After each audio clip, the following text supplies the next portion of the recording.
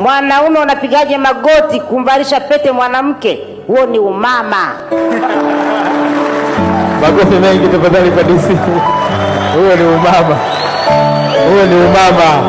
Huo ni umama. Huo ni umama.